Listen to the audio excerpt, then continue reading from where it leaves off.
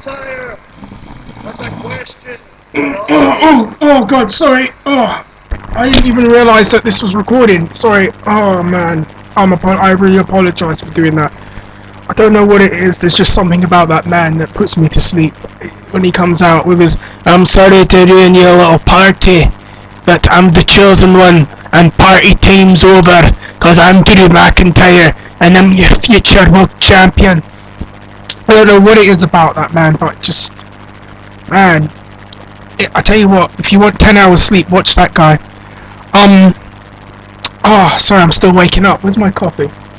Right, here we go. Just give us a second.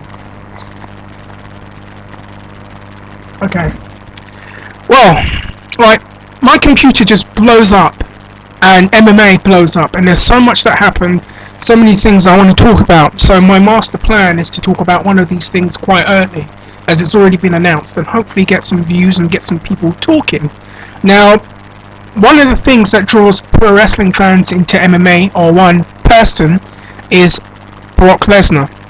And as we all know, Brock is coming back very soon, December 30th, might I add, in a fight that, when I found out about via a text message, I almost let out a loud, aggressive roar like an animal. And when I heard that Alistair Overeem and Brock Lesnar would fight on December 30th, it was like, just killer, absolute oh my god, I can't, but they're gonna do it. They're gonna do Lesnar versus Overeem. When I conjure the image up in my head, I can't help but think of the Juggernaut versus Bane. It's just insane when you think about that, and I rhymed too. Just the thought of these two Goliaths, standing across from each other in the octagon. To me, it's a dream fight, and it's a fight I've wanted to see since Lesnar came into MMA and Alistair moved up as a heavyweight. And once again, it's a fight that I want to go out of my way to see and part with my cash to go and see. I mean, what other options do we have? I don't particularly care to see the Klitschko's fight. They're boring. That's all they're ever going to do. Manny and Floyd isn't going to happen, so who cares? And what's pro wrestling giving us?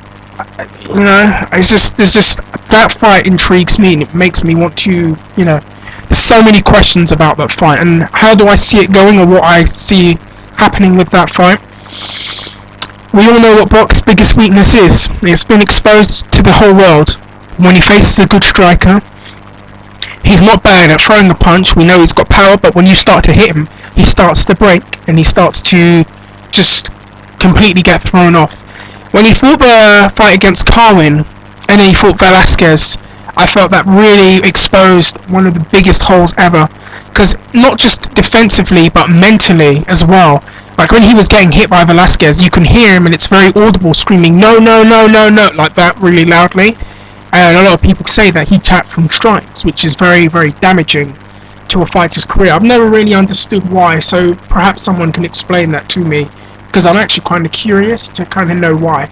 But yeah, I mean, that was just incredible when Velasquez beat him like that. And then Overeem, who has been making a name for himself in K1, probably one of the best kickboxers in the world, one of the best strikers in the world, in the pure sport of kickboxing in K1, won the K1 Grand Prix last year. A very, very good heavyweight prospect, in my opinion. I think there's a lot of debate where Overeem stands as a top 10 heavyweight, and the way I see it, I see him as a guy that has the potential to be the number one, top five to number one heavyweight in the world.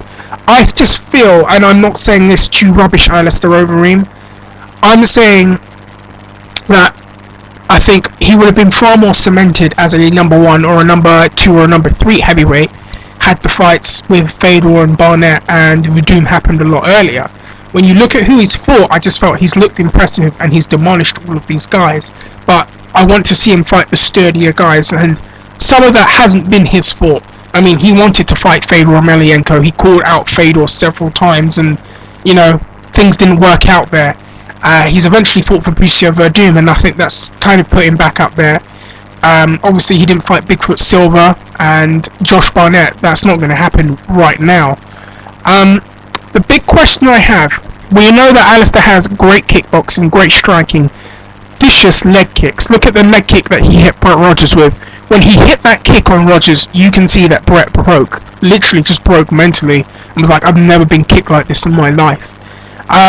Despite all that, we know he's got great striking. We know he can pull off good submissions.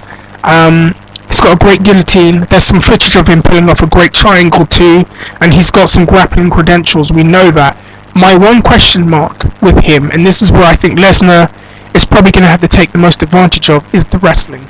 We don't know what happens to Alistair when he gets taken down, because when you think about it, he's not really had to deal with a very, very good to high level wrestler in quite some time, in my opinion. And Lesnar is one of those high level wrestlers in the heavyweight weight class, and that could be the biggest problem for him.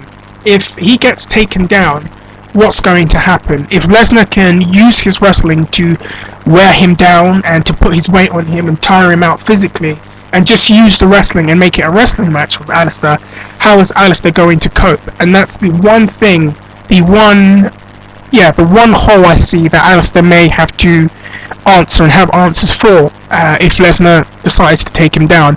Obviously, Lesnar is not going to strike with him. I don't see that happening.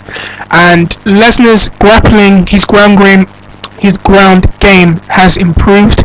He's become a lot safer and a lot far more compact on the ground, as his second fight with Frank Mir showed. But is he going to do enough to avoid the submissions that Alistair could possibly put him in? So, just want to wrap it up there. What do you think? What do you think is going to happen? A lot of people think that this is going to be one of the biggest buy rates in UFC history. I think it's going to be a very big fight. It's just I don't know how many people outside the hardcore base of MMA fans know who Alistair is.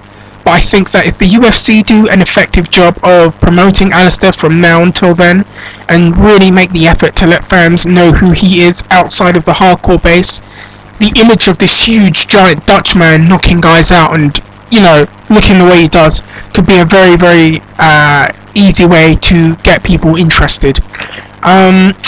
Anyways, let me know what you think and what your comments are, and I will get back to you all soon. I've got a shitload of videos to do, and I will be back in a few minutes. So take care, guys, and like, comment, subscribe, whatever you want to do, just do it.